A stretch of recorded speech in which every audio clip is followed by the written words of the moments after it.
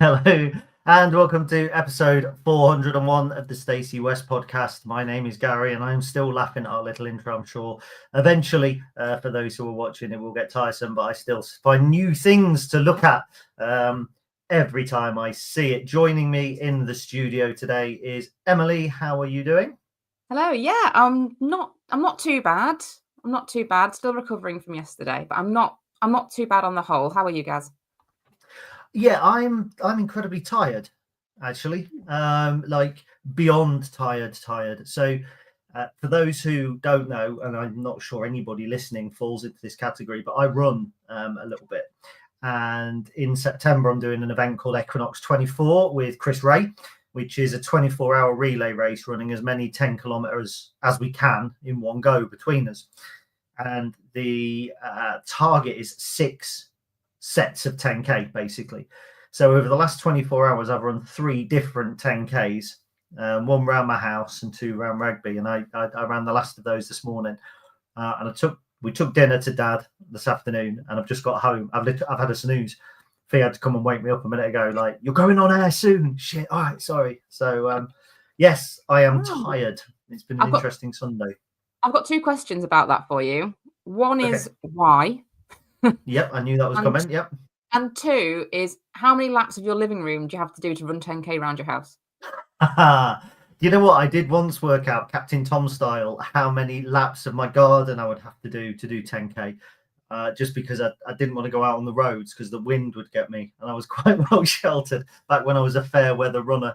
But yeah, the question why is really good, because they actually say all runners are running away from something, which often on those long, and I say long, but often on those 10K runs, it does cross my mind. I wonder what it is I'm running away from. I don't really know. So, but Chris Ray's training is basically cycling places. Well, that's not training, is it? That's using a mechanical aid to get from A to B. I'm not sure he's going to do it. Yeah, that might be a struggle unless he can whip a bike out halfway through, or swap his legs for wheels or something. And I don't know. He's got some of those this week. He got some of those socks, where your toes go into separate bits like a glove. Your face there. That is an ick, big time. I haven't got those. He says that they're good for blisters, stopping getting blisters. Apparently. Oh right, okay. I can see that, but no, they're a hard no from me. A hard no from Emily. I hope that there is a hard yes, though, when it comes to my running book. Now, I haven't mentioned this at all, but it is actually now available on Amazon. So those of you who pre-ordered for collection, I will be at the Mansfield game handing those out. Those who pre-ordered for postage should have them now. If you have not, drop me an angry DM going, why haven't I had my book, you strange-haired moron? And for those of you that did neither, but still fancy reading about my running journey, if you haven't heard enough about it already, which is most people, it is now available on Amazon. So, brilliant.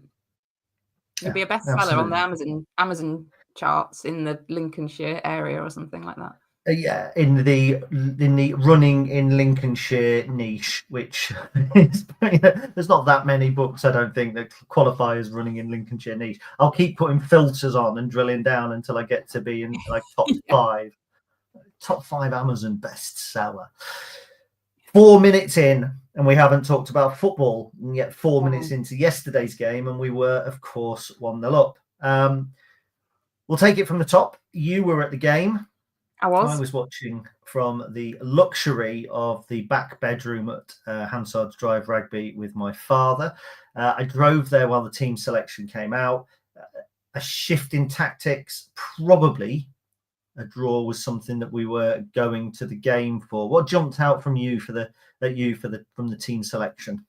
Yeah, so we were chatting on the way from where we parked the car to the ground about, is Jacko going to come back into the squad? And there was a few mixed opinions, but I said I think he will. And obviously he did. But what we did not expect was all our defenders to be starting, more or less. So yeah, that was a surprise, and sort of we were stood outside the ground having a drink, just sort of trying to figure out at that point who was going to fit in where. Were we going to have somebody stepping up into a defensive midfield position from that kind of back line? But then, yeah, I think once the game, well, aside from the first few seconds, which I'm sure we'll discuss, as the game went on, you could really see that where those tactics came from. And I think Bolton are really strong on their wings, and obviously with no real left back, we needed to strengthen and protect Towler in that area. So I think playing that kind of back three, back five when we're defending made total sense. But yeah, it was a bit of a surprise and a bit of a head scratcher at first. Yeah, I think it was a reflection of where we are as a squad, wasn't it? That we do have to protect Riley Towler. There was some conversation online over the course of the last week prior to yesterday's game saying that he's had a good start for his Lincoln City career, but he has looked very much like a left centre-back playing left wing-back, not Sean Rowan style, but a little bit, I hesitate to say clumsier, but I think he's definitely a centre-back. But definitely done well, by the way. I'm not criticising him at all. But our need for a left back is obvious. Jez was all over it on comms. Apparently, it's giving him sleepless nights. Tendai can play there. But therein lies kind of part of the issue with our squad, isn't it? Is such and such can play this position. Such and such can play that position. But actually, right now, in terms of dedicated fullbacks, correct me if I'm wrong, but we've only really got Tendai. Because Tom Hamer is a centre-back who can play right wing-back. You've got Rico can play left wing back. We've got Riley Towler can play left back, but there's a glaring hole there. And when you come up against a team like Bolton, who, by the way, on metrics, and I haven't got them in front of me, which is criminal, but on metrics like attacking metrics, I think are top of the division. I think on expected points, they're top of the division. And by the way, we're quite a lot lower than we are in the actual division. I think it showed really exposed the kind of the frailties within our squad. Yeah, I think it did. And I think, I agree with you in what you've said about Riley Towler, and that I think he's had a strong start. However, yeah, maybe he's picking up yellow cards every game at the minute. Maybe that's because he's playing in slightly out of position, and that clumsiness, if you wanted to call it that, is coming into play. It's just knowing exactly where to be in that left back position to make the tackle and not catching the player. So yeah, maybe his yellow cards are a reflection of that. It almost feels like we've got square pegs in rectangle holes. They can slot in, but they don't quite fit. They shuffle about a little bit from side to side. That's it. Yeah. They just rattle around a bit. They're not an out and out square. I like that. Square pegs in rectangle holes. Yeah, it's not completely wrong, but it's not quite. Yeah, and even going forward, there was a little bit of that as well. I think, wasn't there, with Rico and Rob Street and Ben, Rob Street obviously not started, sorry, Rico and Ben House, and it was a different formation. We'd clearly gone there, in my opinion, to park the bus.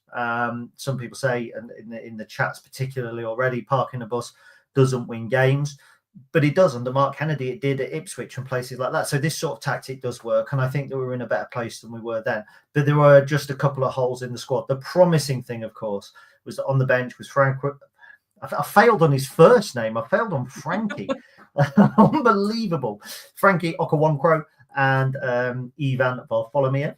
Well done. Neither getting a game, but it was almost for me like this game was a little bit like the line in the sand in terms of squad selection, in that against Burton, both of those will be expected to play, and therefore come Mansfield next weekend, both of them will be in contention to be in and around the first team squad. Hopefully we'll have extra bodies in, at least one by then as well. So this really was the kind of the last game of that, which square peg are we putting in which rectangular hole? Yeah, I agree. The bench looked a lot closer to a full complement, didn't it? Which I think it really helps.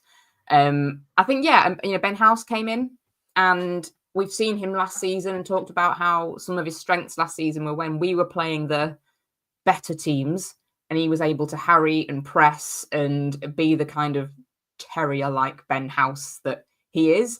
So it makes sense that he came in to fulfill that role against a better team, inverted commas, Bolton. And I think the other one that we were a little bit not perplexed, but we were sort of thinking about was playing Rico out on that right-hand side. But within the first few seconds, I think that decision certainly paid off. What a smooth segue there. I thought I was the king of the segues. Yeah, I barely got settled in, barely got settled down, and great attack. If you're going to shut up shop and you're going to try and stifle a team and you want them to kind of come at you, it's brilliant going there with a 1-goal lead, which effectively happened after 19 seconds. Fred, unusually, a little bit robust with Ethan Arahan in the middle of the park. Bumped him over like he wasn't there. Like I would knock 5-year-olds over in the school playground if they'd let me. Do you know what I mean? Like bang. Referee doesn't give the foul. Probably wasn't. And the moment later with McGrandles, to be fair, showed that the referee was quite consistent. Great delivery from Rico, and 1-0 within 19 seconds. We think there are only 2 faster goals that have ever been scored in League One as it is. As it's been since it's been League One. I think Christian Sadie possibly was one of them, but it was a great start. It must have been a phenomenal atmosphere in the away end. Oh yeah, it went off when that goal went in. But I have to say, I was a bit like you in that I was sort of not ready to concentrate yet, if that makes any sense. You know, when you're just sort of taking the kick off, you're getting settled in, you're just figuring out what's going on. And I sort of, after the celebrations had died down, I turned to my dad and was like, so that Freddie Draper, that was Draper header, and it was Rico with the cross, and sort of had to clarify it because my brain wasn't tuned in yet to watch it. But yeah, the celebrations were great, and I think it's just, I know that we talk about Lincoln City being an established League One club now, which we absolutely are. There's no question about that. But there are just some games, and I think that's, I don't know, the beauty of League One, if it's not too dramatic to say, that there are just some games, because there are big teams in there, they just feel like a cup game, if that makes any sense. There's just an edge to it where we turn up to Bolton thinking, we're not going to get much today, but let's have a good day out. And then you nick something, and it just has that kind of cup feel of a giant killing, even though, as I say, we're established in this league and we face these teams week in, week out now, but they just have that edge still, which is great.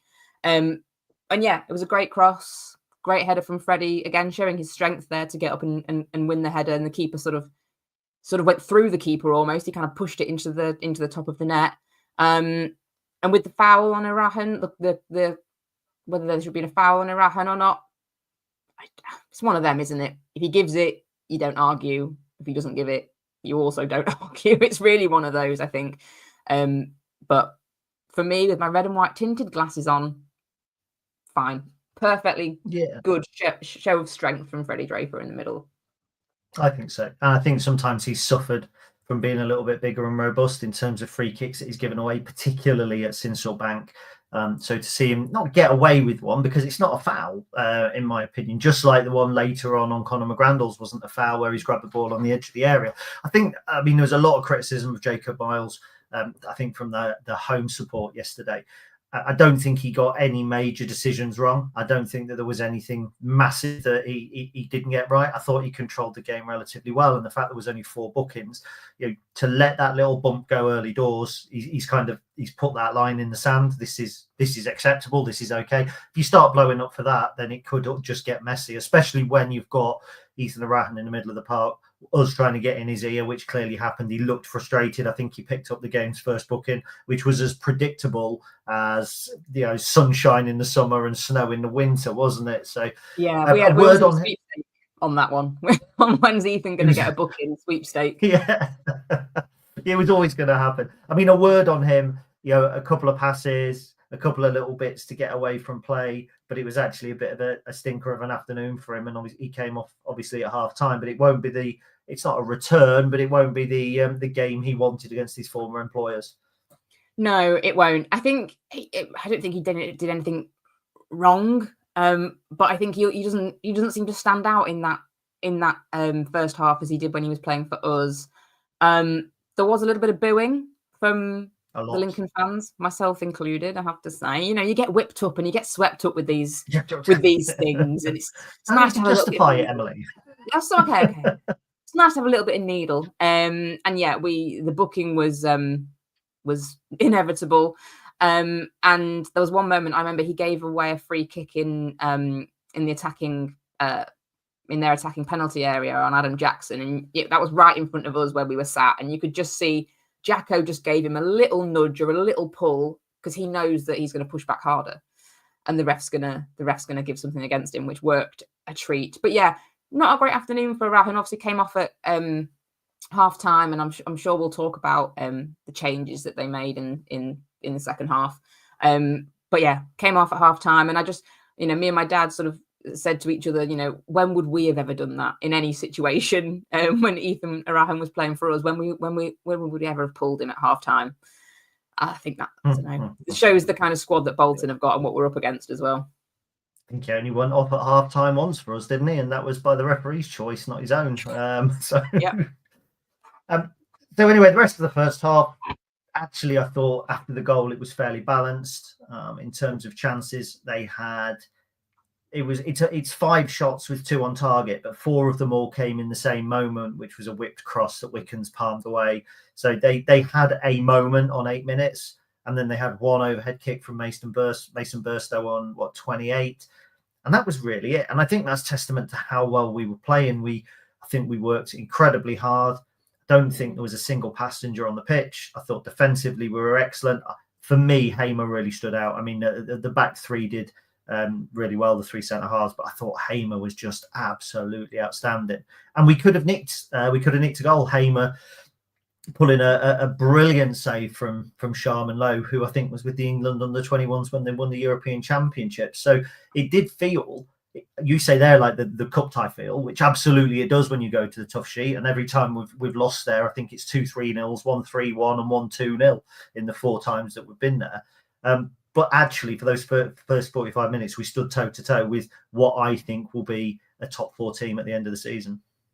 Yeah, I totally agree with that. And I think my emotions comparing the first half to the second half are completely contrasting, which obviously shows the kind of how we were playing in both of those halves and how it was going.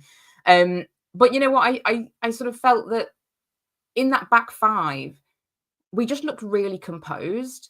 And we looked in control of the ball, and we were moving it well and with confidence. And that composure, it was great. And it really kind of stood apart from Northampton, where it felt like we were just under pressure for such a long time. Whereas actually looking, while we knew that Bolton were going to pile on the pressure, that back 5 they were just in control, and it was just total composure, moving the ball around. And for me, that really kind of stood out as a big difference from Tuesday night.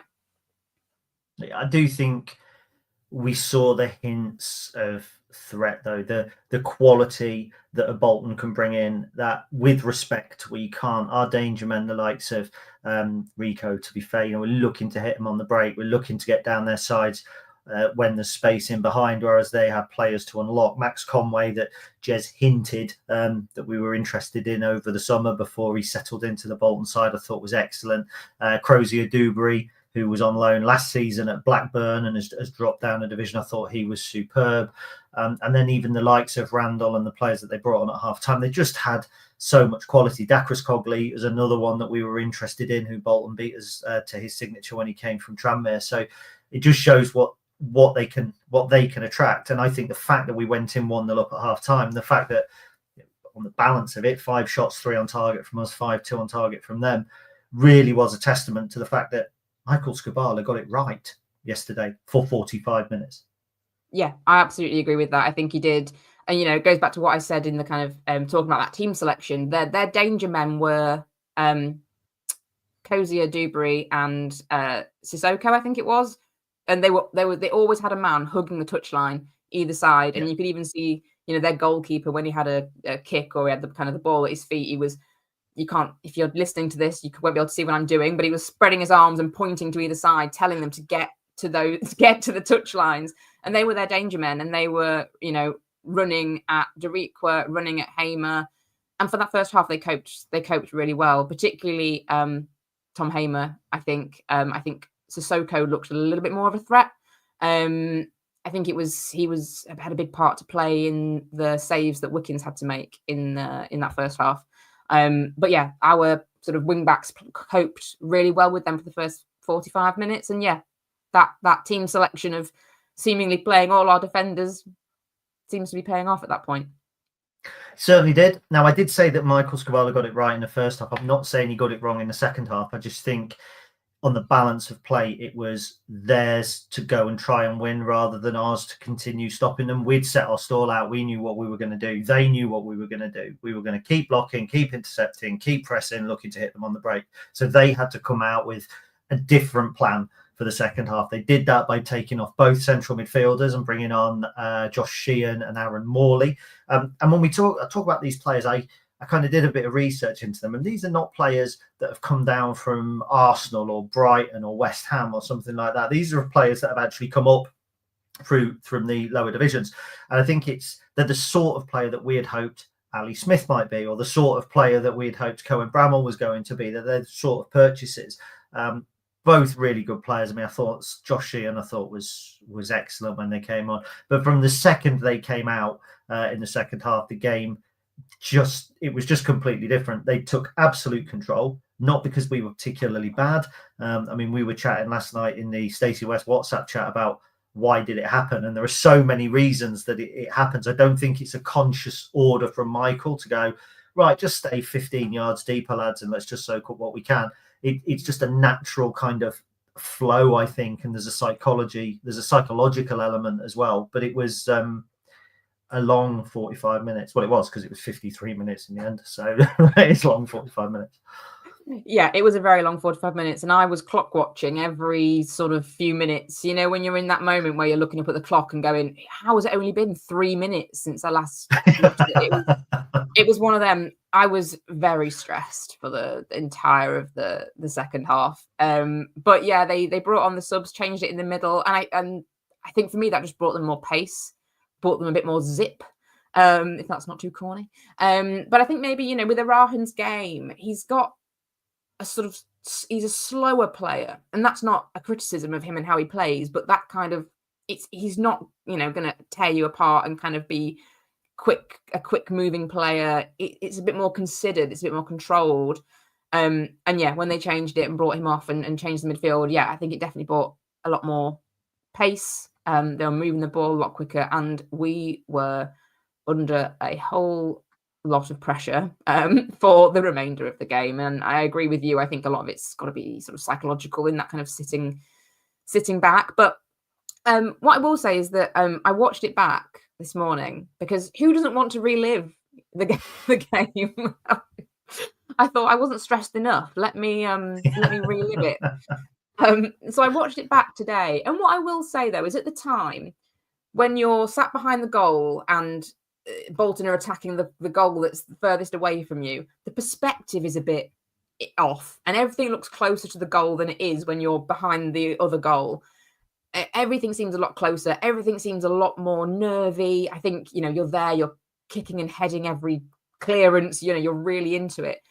So when I was watching it back this morning, I thought that, you know, we were absorbing a lot of pressure. Yes, all we were doing was defending, but it wasn't as kind of panicky, last-ditched, people throwing bodies in front of the ball as it kind of felt at the time. I thought we were actually defending in a way that was really structured, really resolute, really solid. And yeah, they were knocking down the door, but we were, I don't know, it just looked a bit more, it didn't look as panicky. I wasn't as panicked watching it back. I know how it ends. But it looked like a really good defensive performance. And you can criticize, you know, or we park the bus, you know, do you win anything if you just turn up and try and play, you know, try and park the bus and just play defensive and sit back? But tactically, it looked like we were executing what we needed to do in a really professional way at that point. Yeah, I'll buy that. I also say, although the two substitutions at half time are the ones that people will say changed the game, I think the change they made on 59 minutes really spun it when they brought Thierry Gale on, who I thought was excellent for them as well. And if you look at their second half chances, they had 13 shots, 4 on target. 3 of those came before Gale came on. So actually, in the 15 minutes after half time, they didn't really threaten. I mean, their XG for the entire second half was only 0.87. which just goes to show you that XG is a load of crap.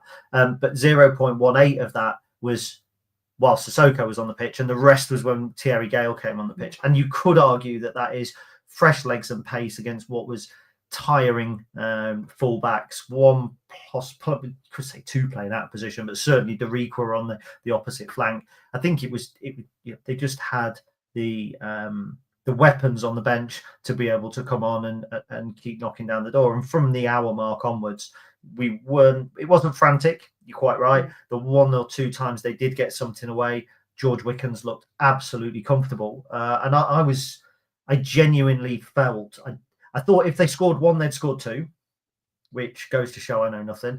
If we concede, we'll probably fold like a cheap tablecloth. But I didn't actually feel like we were going to concede until the free kick that they had. Yeah, I mean, I probably can't say the same because I was just a ball of nervous energy for the entire 45 minutes. So I probably wasn't thinking that rationally at that point. But yeah, I think that George Wickens was excellent. He was absolutely even in the first half, he made an excellent save, and it was right in front of the Lincoln fans in the away end, and we were on our feet celebrating that like it was a goal. It was one of those saves. And yeah, in the second half, more of the same. You know, the one where he said in his post match he got his studs on it and just sort of turned it behind the post. Yes. It was brilliant. Yeah. But yeah, they got a free kick and he made another great save from that as well. What I really liked was that he pushed it well out of danger, didn't kind of palm it back into the 6-yard box. So I think that's really good. I think he's really, he spoke about it after the game as well, that last season it was very much sort of settling in, and he feels like he's hitting his stride this year, and not based on that performance and Northampton as well. I think that looks like he absolutely is. He looks like a great goalkeeper for us at the moment. Now, I claimed a couple of months back that he would be the first goalkeeper to start or to finish one season and start the next as the club's number one since Rob Birch. And somebody picked me up on it and said Josh Vickers. But actually, Josh Vickers, I don't think finished or started both seasons. Maybe the season we won the Checkatrade, it was Ryan Allsop was number one, wasn't he? And then Josh started the next season. Then Matt Gilks was number one at the end of that season, and Josh started the one after it. So, but we do really well with goalkeepers, and I think Wickens took quite a bit of stick towards the end, towards the beginning of last season. He kind of went out, got injured. Peterborough, if I remember correctly, I think he was injured at. Came back and did really well. So yeah, I thought he was superb. Look, time's knocking on, so we're going to have to go on to the inevitable, aren't we? Do we have to? Do you know what? I haven't quite come to terms with it yet, and I was sort of hoping that this podcast and talking through it would be like therapy, and by the end of it, I'd have some closure. So we'll see. Well, let's see if that happens, because 7 minutes of injury time, and with that almost on the clock, we had an attacking. We had a corner, and I think we only had 2 corners in the game, something silly like that. We get a corner, and it was actually comical, and I celebrated that corner. I was watching it with my dad. He's in the back bedroom at home, and I celebrated that corner like a goal. Yeah, because I could see what was happening. Like, the ball hasn't gone out, but the keeper's gone to get a ball for the goal kick, so their lads backheeled it out. It was that like, oh,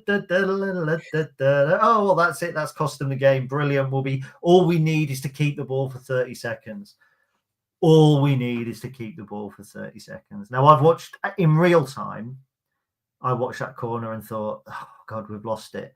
Watching it back earlier, I've watched that corner, and I'm going to be honest, and I do put a language disclaimer on this every week, so I don't care. I watched that corner and gone, what the fuck were you doing, Mr. Collins?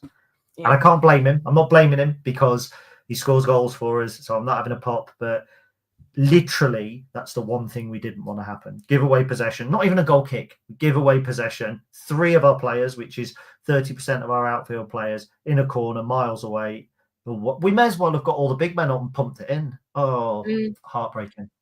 Yeah, I'm still not coping with it. But we were exactly the same as you. When they conceded that corner, it was proper way, kind of jeering and all sorts of hand gestures. towards their defender. And I thought that was game over. I thought there's probably only about 30 seconds left on the clock. All we need to do is keep hold of that ball for slightly longer than we actually did. I think, like, if we'd have just done anything apart from what we did with it, we would have maybe come out victorious in that game. I think that almost makes it worse, is because it was such a stupid corner for them to give away that made me think, that's it, game over, we've done it. He's thrown any chance they've got away. But alas, we all know what happened in those next 30 seconds. Would literally been better if Rob Street had turned and just hoofed the corner up out of the stand, and everyone had just gone back to reset. I don't think, but it's easy to say that. I'm not always a big fan of going to the corner and wasting time, because I always think you've got two men, there's loads of people committed in one little corner of the pitch. They broke, they scored.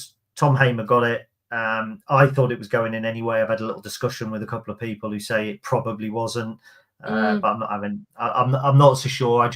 It was just. It's funny, isn't it, to think it was heartbreaking that we got a draw at a ground that we haven't had a point, or that we've never had a point at, against a team that we haven't had a point away at since 1985. But yes, there was a sniff of a handball shout when it went forward, but I can't see anything conclusive in any of the highlights replays, so can't comment on that. But yeah, I mean, I don't know if it's torturing myself a bit more just to sort of think. I think it was so close. I didn't realize how close to the goal line it was. Again, from that distance away on the opposite end, it looked like it was maybe 6-yard box, and Hamer had kind of come in and there was a player immediately behind him, but he wasn't as close. The attacking player wasn't as close behind Hamer as I thought it was. But yeah, Hamer sort of bundled it in, and you can see Adam Jackson sort of next to him just fall to his knees with his head in his hands, and I was doing the exact same thing in the away end. Head in hands. Well, my dad had actually drifted asleep to sleep, and when they gave away the corner, I woke him up with, "Dad, you've got to look, you've got to see this, you're going to love this." And within 30 seconds they'd scored, and I think he thought, you know what, I'd rather you just let me bloody sleep. Do you want some depressing stats, Emily? Oh, yeah, why not? Just cap it all off. Just get it all out of the way now, and I'll have closure. 5 games in, we are bottom 2 for corners per game, 2.37. We've had the most corners against us per game, 6.98. Now, this is early doors, by the way. It's only 5 games in, so it's only a very small sample. Top 3 for offsides with 13. Bottom 2 for touches in the penalty area, 9.3. Bottom 2 for 1.1 dribbles at 10.56. Bottom for 1v1 dribble success rate, 37. Bottom 2 for crosses, 7.87. Bottom for shots, 5.37.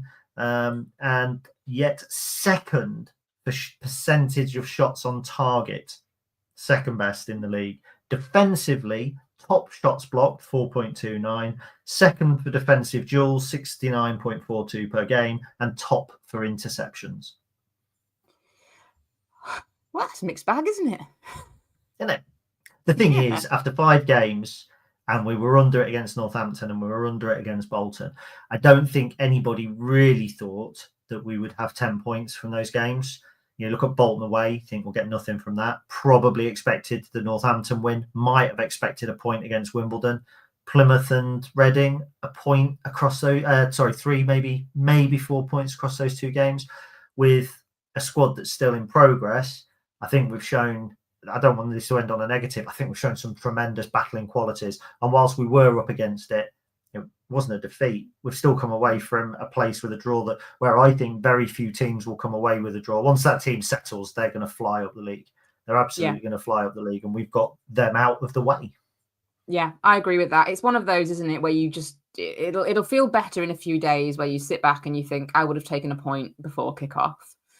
But I'm not there yet. Interesting about the corner stats though, that you mentioned. I wonder whether, because we've got such a good record from corners, whether teams know to not give them away or try not to give them away. That's not kind of, don't nod it behind the goal. If you can, put it somewhere else. And I wonder if, at the same token, because we are quite good at corners, we kind of think that nodding it behind the goal from our own defensive position is actually quite a safe bet, because we back ourselves to not concede from a corner. Just a thought. I don't know. It could also be that the sample size there is 5 games. So each game represents 20% of the sample size, and 2 of the halves we've been backs against the wall defending. So there's 20% of the potential stat earning. And then another sort of 15% of that we played with 10 men as well. So, it is really early to look at stats. But in the absence of Chris, I did feel I'd be doing him a disservice if I hadn't done a little bit of research. And I've got a whole book, but it is just 1 page, my research. So it's absolutely fine. And those stats were 1 page of that kind of double page spread. So, right. Anything you would like to add about yesterday's game, Emily, before we move on bravely into the new week? The only quick thing I just wanted to mention was that me and my dad were confronted by a very angry Bolton fan on the way out, which we found highly amusing. Which he was absolutely apoplectic that we did nothing. You did nothing in the second half. You did absolutely nothing. And we were like, yeah, we know, yeah, we agree with you. But he was absolutely fuming at us for that. Not the fact that his team, couldn't score anything until the 96th point whatever minute. And then his parting shot to us was, you got exactly what you deserved. Yeah, share of the points. Thank you very much. Like, it was the most bizarre kind of moment. But their fans were angry. They were angry even after, they thought they should have been probably, just rolling us over and taking an easy 3 points. They weren't happy at all. So, yeah. I just going off on a tangent a bit. I remember first game of the season. I think it was 04-05. I might be wrong. It was the latter game of the season, but we were away at Shrewsbury. We won 1-0. It was either the one Macaulay scored or the one Taylor Fletcher scored, and they were like within months of each other, if I remember.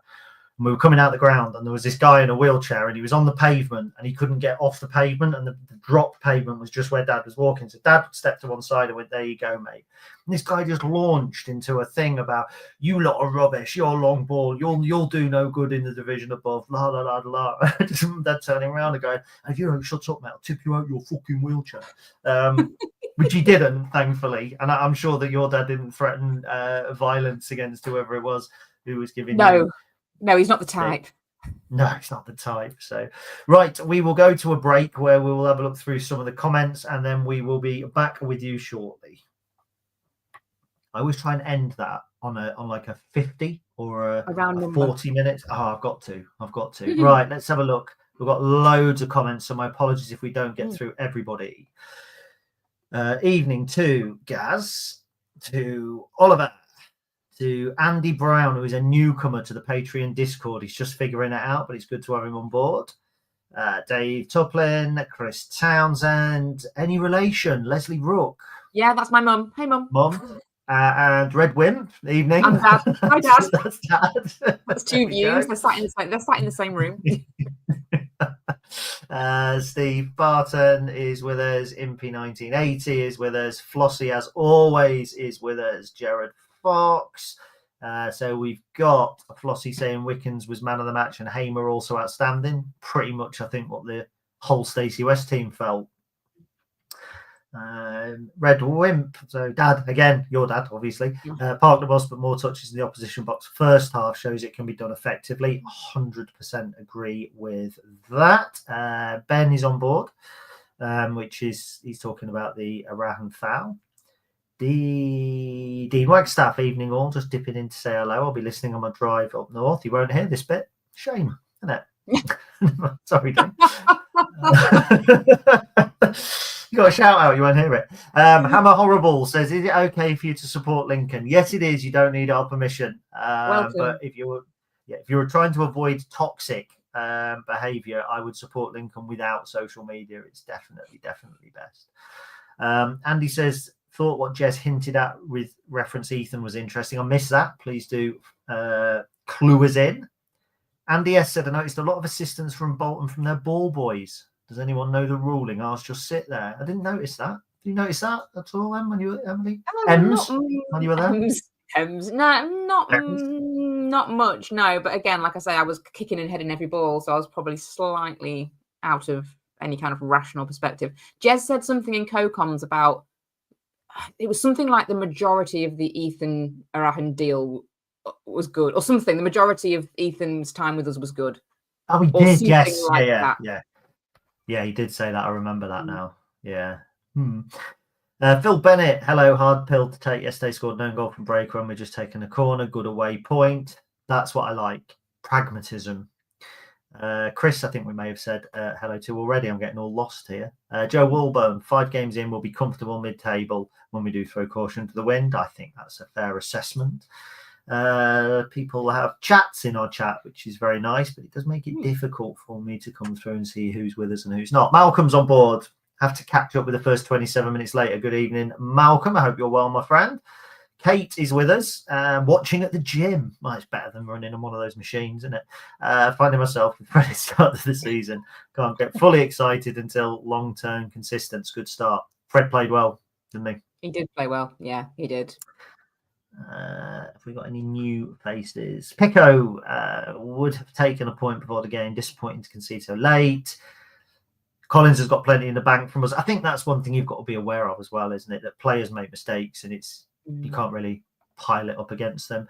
Sue is with us. All right, Sue. We have a team of warriors and they're playing for each other. It is good to see. Certainly a step up, I think, from the Kennedy days. It does feel like when Kennedy left, there was talk of it being fractured. You had the likes of Mandroyu, who was seemingly trouble causers. People are saying Ethan was. I think it's easy to say retrospectively, but it does feel that there's a bit more of a togetherness potentially about the team now. Yeah, I think so. Yeah, I think so. I think you can just see it. I think there's experienced heads as well, potentially bring that. They know what it means to be part of a team, don't they? I think so. And a successful team as well. Yeah, especially like Sonny Bradley and Riley Towler have had promotions from this division, haven't they? Richard Goodson, I'm not late, you're early. If you say so. Dominique, I thought Jez was brilliant on co-coms. No, I love this one from Harry. I've saved it. Evening, Gary and Emily. Could the key to Fred's goal scoring form be the mullet combined with pre-season training? I think it's just the mullet. Yeah, I agree. Yeah, I think bizarre haircuts, I think, elevate performance. Have you noticed that in your running? Are you more streamlined, like a shark's fin? Yeah, I cut through the rain like a shark. Yeah, absolutely. I do get some funny looks from passers-by. Right, we'll come back in on 43 minutes. Stu's going to be gutted as well because I didn't do a run-through at the beginning of what we're going to talk about. But he will be happy if we say, if you want to follow us on Instagram, just search for the Stacey West. Cool, but we'll say that when we're live on air as well. Oh yeah, but, you know what I mean. Yeah, we'll do it at the end. We'll come back. Yeah, we'll come back in on 43:10. Brilliant. Welcome back. Thank you there from a word from whoever it is advertising their wares during our expert analysis. Thank you also to everybody who is a patron of the site. I've had some incredible generosity this week to help us achieve Y Scout subscription again, which is becoming more expensive than a foreign holiday. But I would much rather have stats than sunburn. And I think Chris would agree with me there. Stats or sunburn, Emily? Which would you prefer? Oh, it's going to have to be stats, Gary. Stats. We love stats. It's raining stats, which is better than raining on holiday. Right. We have 3 things to talk about now. So Stu, who asked us to cover this at the beginning, I'll do it now, which is of no use to you whatsoever. But there we go. We're going to talk about Ivan Varfolomeev. Sorry. We're going to talk about Burton Albion in the Cup, and we're going to touch upon Clive Nates's interview this week with Radio Lincolnshire. But we will start with Ivan the Terrible. We're hoping he's going to be Ivan the Great. The Great. I was told how to pronounce it. Ivan Varfolomeev. 21-year-old Ukrainian under-21 international, come from the Czech top flight. Little bit of something that kind of came out of left field. Really interested to talk to Jez about this, and hopefully we're going to have him on deadline day. Lots of nice touches.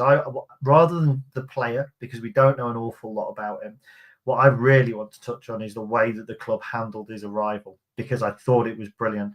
We've really tapped into that kind of Ukrainian element around Sinselbank. There are some Ukraine refugees, people who have fled the war. Ivan's family, I understand, are from Crimea, so they've been kind of right bang in the middle of it.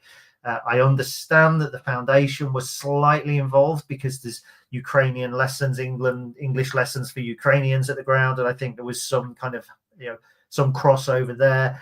He's walking around with the flag. Lots of the kids that go to the kids club, there's Ukrainian kids go play football at the foundation. They were quizzing him, and you know what? It felt really nice to me. I mean, we don't have all of that with Sweden, so you didn't get it when Eric Ring came in, but it must be big for a 21-year-old to come over and to have that kind of, not home from home, but to that effort, that extra effort. I think just felt really nice, I thought.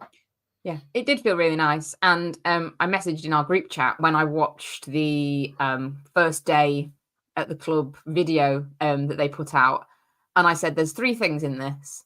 One is that it's giving me first day at school vibes, which I thought was quite sweet, kind of showing somebody around, this is your classroom, these are your new schoolmates. It was all kind of like that, which I thought was very sweet. Second of all, it felt like a big deal. It felt like a big deal, just the way the club presented it. By doing that first day video, meeting the local children, the community, his photo shoot with the flag and kind of walking around and saying hello to everyone in the office, it just felt like a big deal. And then the final thing was I was smiling throughout watching the entire thing. I just like you said, it just felt good. It just felt happy. And whatever they were putting across in their comms and kind of the way that Ivan was coming across, just making me smile. I'm excited about this. I think, I know that you've done an article with some stats and some information about the kind of player that he is, but I think for a lot of us, he's a bit of an enigma. We've not got a lot of information out there about him, but regardless of that, I'm excited. The club have done something. They've done something to get me really excited about this player. Yeah, I mean, it's been a massive summer, and when you live through something, it doesn't feel sometimes as big as when you look back on it. And we'll look back on this summer as the summer that we pulled our first £1 million player, the summer that we have made, I would say, 2.5 million on player sales, potentially even more than that. They're all undisclosed, and we've paid a big fee.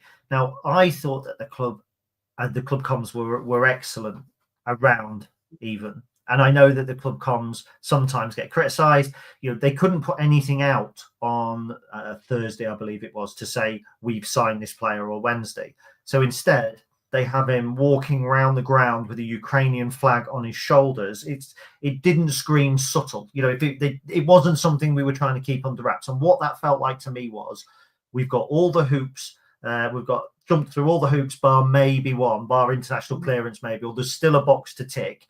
We can't announce him, but by God, we want to shout about it. So we'll put him in a Ukrainian flag. It's blue, it's yellow, it's visible from space when it's up against a red and a green thing. Do you know what I mean? It was, and then there's somebody handily filming at the time going, oh, well, who's wandering around with a Ukrainian flag? Brilliant, absolutely brilliant. And I don't know if that was a planned leak, but if it was a planned leak, it was very, very, very clever in my mind.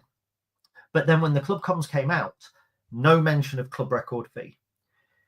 They've made a huge thing, as you say, of him signing, and I think they've got it all right. That meeting people. There was a video with him walking. I think Liam went up and almost gave him a hug, and I liked all that. You can tell this is a big thing for the club, but the club will not go, he's our club record signing. They won't go Darren McAntony style. We've spent a lot of money on him. He's going to be great. It's more like, suggesting that without saying it. And I think that's really clever. It's like when Brian Clough signed Justin Fashanu at Nottingham Forest, and I hope that was obviously before your time, before my time as well. But he paid something like 999,999 for him because he wasn't worth $1 million.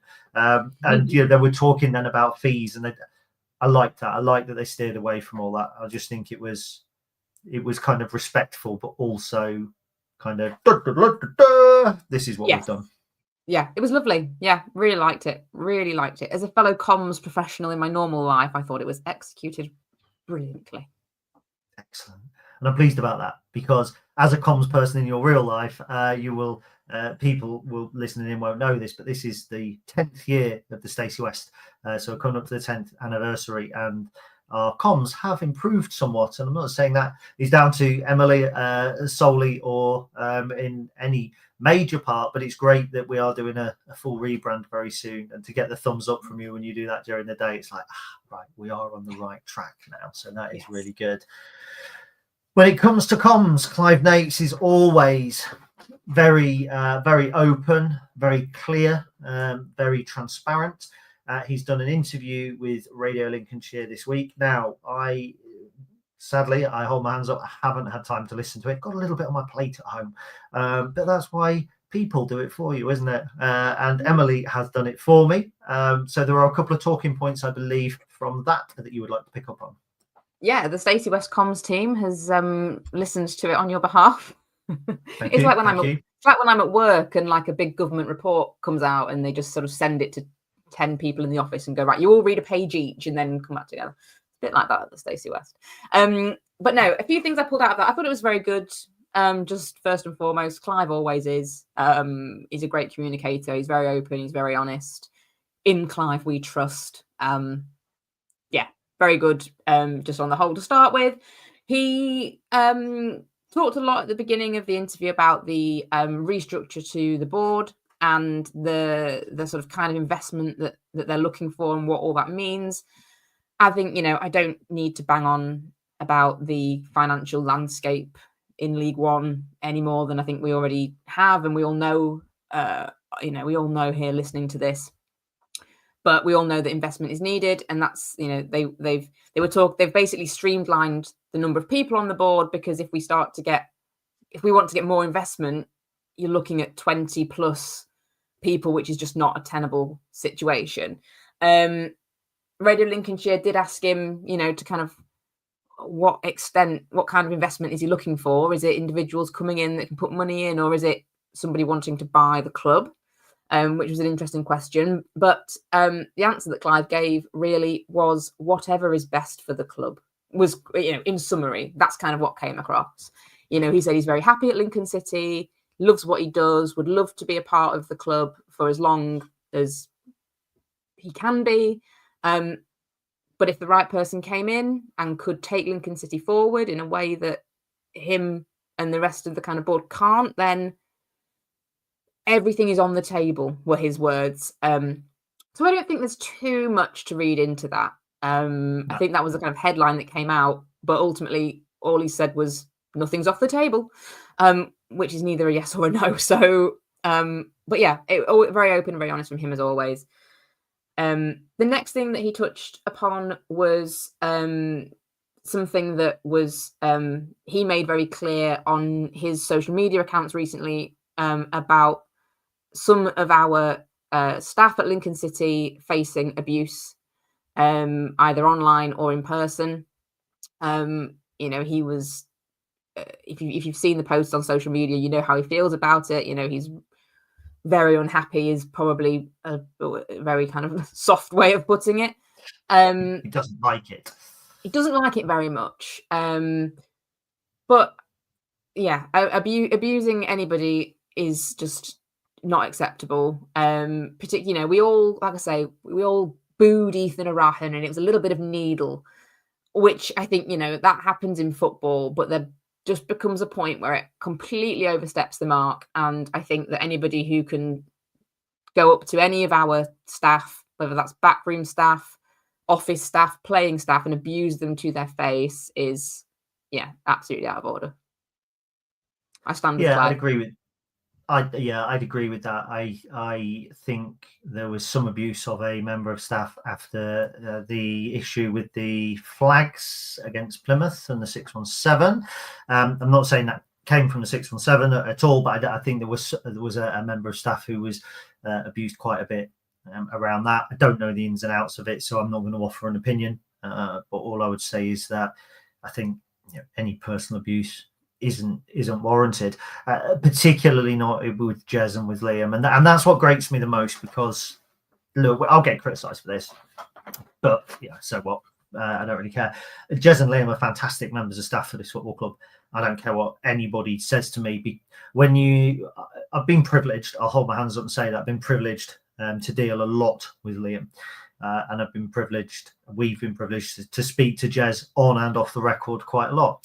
And there's nothing Machiavellian about Jez. He's not a Dickens villain. He's not siphoning money from the club. He's not. He works tirelessly day and night to attract signings to the football club, a majority of which work out. Sean Rowan was brought to this football club predominantly by Jez flying over to Ireland, by Jez putting an Irish tutor in place. We're talking about a director of football and a recruitment team that brought in Lasse Sorensen, who moved for £400,000, Lucas Jensen, who moved for £400,000, who was instrumental in setting up the academy that brought through Freddie Draper, who's our leading scorer at the minute, Jova Makama, who's our first £1 million player. That's without mentioning who else have we got money for over there? Ethan Arahan. I mean, it's it just baffles me that then you get an Ali Smith and another Jez masterclass, or JJ McKinnon goes out on loan. It's another Jez masterclass. What on earth are we talking about when we say a Jez masterclass? Like, if there's a hit, it's the wider recruitment team. If there's a miss, it's not.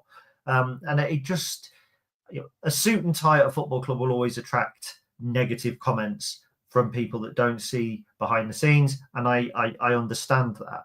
But abuse is outright wrong. And just let me be. Today I had to message Liam.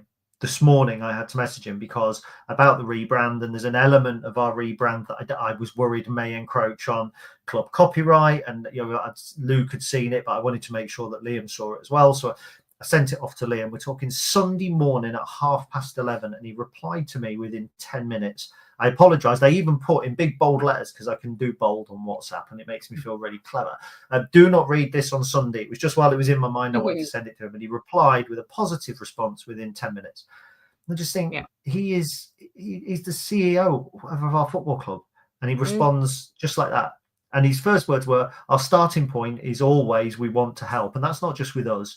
It's with silly things like, they were criticised for closing off. Sorry, I'm going off on one now. But they were criticised for closing off the Real Mac stand to the fan zone, and a lot of people kind of kicked off about that and put together a coherent argument. And the club went back on it and said, "Yeah, you know what? Fair enough. It is. We'll change it. We'll make something. We'll make something work." And it just infuriates me. It really does. Nobody should be abused at the football club, but I think we were saying, like, Danny and Nick can do no wrong in a lot of people's eyes. They were the ones that brought Jez to the football club, so they obviously saw something in him. They wanted him to be involved. We say in Clive we trust. Clive trusts in the people underneath him. There isn't anybody in position at the football club right now that when I deal with them, I come away and think, twat. Right? I know that sounds... But when I was poacher, there were a lot of people where you'd see them and you'd just be like, oh, come on, you're a League Two club. Who do you think you are? You know what I mean? You're not Simon Jordan, who, by the way, is a twat. But there's nobody at this football club right now who doesn't try and do whatever they can for almost everybody they come across. They make ruthless decisions. I get it. Some signings miss. I get it. Yeah. But it's, and what I will add to that as well, something else that Clive said that kind of stood out to me was he was talking about, you don't see what happens when we lose players. We lose out on players that we're trying to sign, all the work that goes in, and then we lose out on them. And the thing that he said was, sometimes we lose out on them because of who we are, because we're Lincoln City, and we're doing everything that we possibly can, but someone comes in with a bigger ground, Premier League experience, whatever it might be, just because of who we are. And it made me sort of think that you can't love Lincoln City and then also be angry about things that happen because we are Lincoln City, the thing that you're supposed to love, if that makes sense. It's sort of that, that kind of thing you get on fridge magnets that's like, if you don't love me at my worst, then you can't have me at my best, or whatever. Feels a bit like that, but from a football fan perspective, I know. I'll drop two names now. Trey Hume is a player that we missed out on, who had been at the training ground. I think Clive may have mentioned, not Trey specifically, but that we'd been gazumped by a bigger club at last minute. Trey Hume was at the training ground. We were so close to signing him, and he was poached by Sunderland. I believe Luke McNally, who was at St Patrick's and had been on loan at Drogheda, now at Bristol City, hugely rated player. Went there from Burnley, I think, for an undisclosed fee, which was supposedly millions. Max Conway, that we've been watching, Jez made that quite clear, not quite clear, but hinted at that. Mason Burstow, who I know was on the list for us to sign on loan when we signed Luke Plange. People are going to go, yeah, but we didn't get those players. But the fact is, those players are now at Bolton or at Bristol City or at Sunderland. We're trying to aspire to get players at that quality, but we're trying to make sure that we don't have the misses. So we can't be a Peterborough who 1 year will sign Bradley Eovan or whatever his name is, who flops, and then they'll sign Cairo Lisby and he might work, and it might. We can't have mites. That's how tight things are. I happen to know as well, and I'm not going to release the name, but one player that we were looking at from Scandinavia a while ago is currently something like 1 in 2 games, 1 in 2 goals in top flight football for a club that's currently in Europe. And we're a Scandinavian club who's absolutely smashing it, who we were so close to getting. They're not particularly fails. The fact is, we've identified those players and tried to bring them in, and that brings us all the way back to the likes of Ivan and Eric Ring, who I think will be players that can reach that kind of level. And Eric Ring's had a tough start to this season. His actions in the first 3 games, but he's had fewer successful actions in those 3 games combined than he has in his last game against Stockport last season. I don't think he's fit still, but we're trying to get him fit. So time will tell. George Wickens, is looking like a hit now. Wasn't Tom Hamer. Anyway, I forgot we've got to preview Burton, haven't we? And we've only got 5 minutes and the hour left. Well, I've not got much to say on Burton, so I'll be fine. No, well, we've got 2, because I've got a Patreon question that we want to do as well. So we are moving on. Our next 2 away games against Burton Albion, in the cup and then in the league, but in between we've got 3 home games. So it's like, what's those thin wafers where you get a huge bit of like a nuggety type thing in the middle? That's what it is. Burton Albion are the 2 wafers, and then we've got 3 nuggety home games. Like a vanilla slice. Or custard I'll do that, a vanilla slice. A cherry bakewell after dinner today. It was beautiful. He cooked it at home, low sugar because Dad's diabetic amongst all these different cancers. Has to collect them all. That was really good. Burton Albion, anyway, off we go. It's really hard to actually preview the cup game because Burton drew 1-1 with Tranmere. The goal scorer was Ben Whitfield, who they then released by mutual consent 2 days later to move to Barrow. They made 10 changes from the previous game, which I don't have in front of me, but I believe that it was against Port Vale. I think it was 0-0. And they made another 10 changes from the Tranmere team back to their 2-1 defeat at Stockport yesterday. It was Burton. It was Port Vale 0-0. They're an absolutely bizarre side because the games where they have more XG, they lose. They're better XG against Barnsley and lost 3-2. Better XG against Port Vale, drew 0-0. Better XG than Stockport. They created XG against Stockport, something like 3.6, and still lost 2-1. But the games where they had poorer XG, Mansfield, they won 2-1, and Tranmere as well, they ended up winning that game. So it really is a mixed bag. There are 3-4-1-2, so they've got a couple of fullbacks they'll look to try and get down the sides. JJ McKinnon, who's a regular starter for them, obviously won't play because he's on loan from us. One man to keep an eye out for, I think, is probably Tyree Shade, who came from Eastleigh in the National League. Very much a Peterborough United signing, going to Burton Albion. But yeah, they are. They're a mixed bag at the minute. I think they're probably going to have enough to stay out of the bottom 4, but none of that really matters in the cup, does it? It's really, really hard to predict. No, yeah, I agree with that. I had a look at some of the stats that you just reeled off there from their previous games, and to be honest, I was pretty uninspired by their opening few games. Really, it looks kind of looking a little bit on social media as well. Their fans aren't that inspired by them either. I think we will also make changes. It was clear in the comms from yesterday's game that Ivan will get game time. So So yeah, we will see some changes as well. So that makes things also difficult. But I think on the whole, I just feel I think we will win it.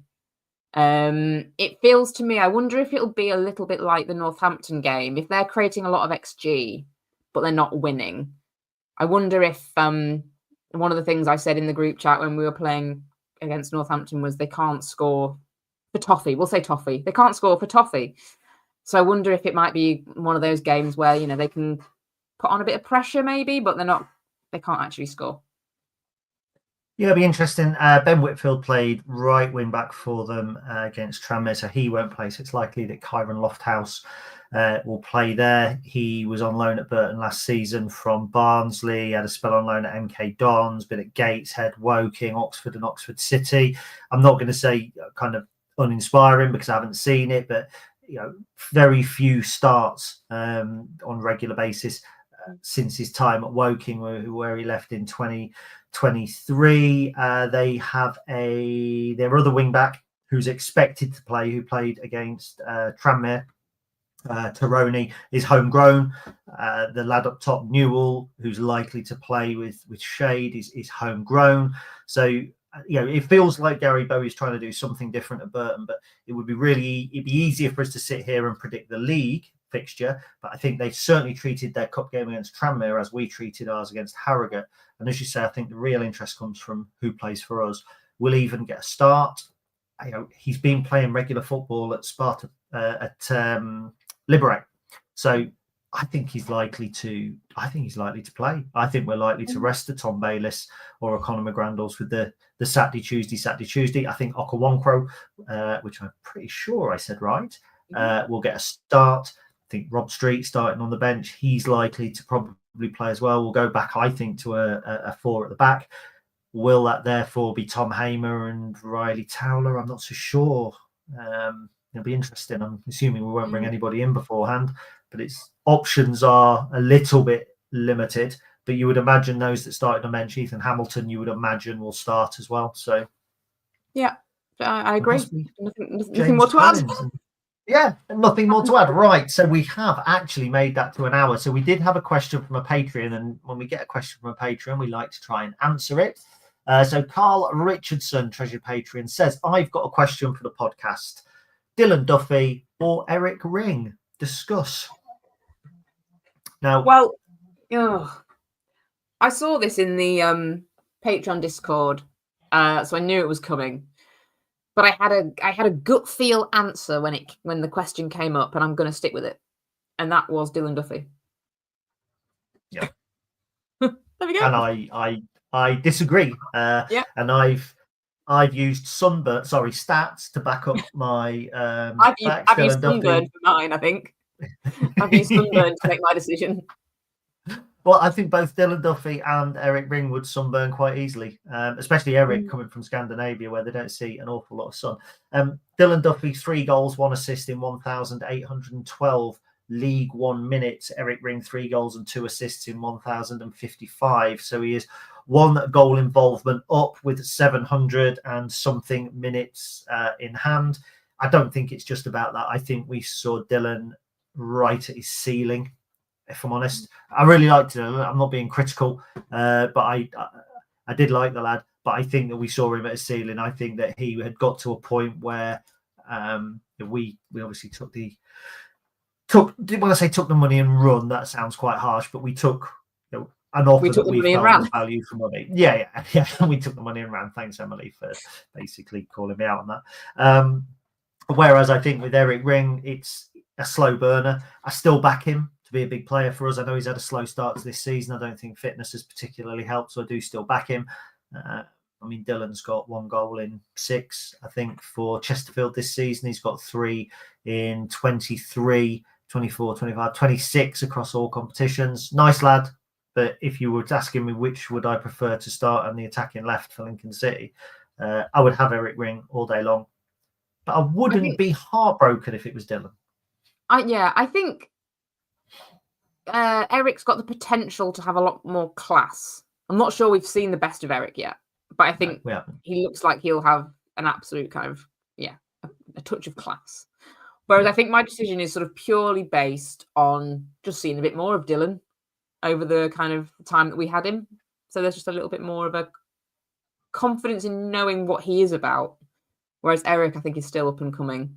I think that's where that came from. But what my answer probably should have been is, I don't know. Haven't seen much of either, really. But that doesn't make a good podcast, does it, Gary? No, it doesn't. That's not what we brought you on board for, was it, Emily? We brought you on board to listen to Clive Nates' interviews and then fill me in like some sort of human chat GPT. That's what you were on board for, to tell us whether our rebrand was good enough or not. Yeah, that's it. Yeah. That's what we've ascertained today. For whatever reason you've been brought on board, you have been a great pundit today, as ever. It's been an absolute pleasure. So Lincoln City are 10 points from 5 games, but bottom 2 in nearly all the attacking metrics across the division, and I think that is a good starting point. If you take 2 points, if we take 2 points from every game right the way through to the end of the season, we will end on 102 points. I think I've got that right, or 92. 92. My maths is crap. That's why I do words instead. And if we get 92 points, the likelihood is we'll be a championship team next season. Let's hope for a good cup game. Let's hope for a good cup draw should we win. And we will be back with you previewing Mansfield coming to town, where they'll be looking to try and beat Lincoln for the first time in however many years it is. I haven't researched it, but it's bound to be thrilling, as is every episode of the Stacey West podcast. You've been great. We've been better. Thank you very much for watching. Up the Imps. Up the Imps. Thank you.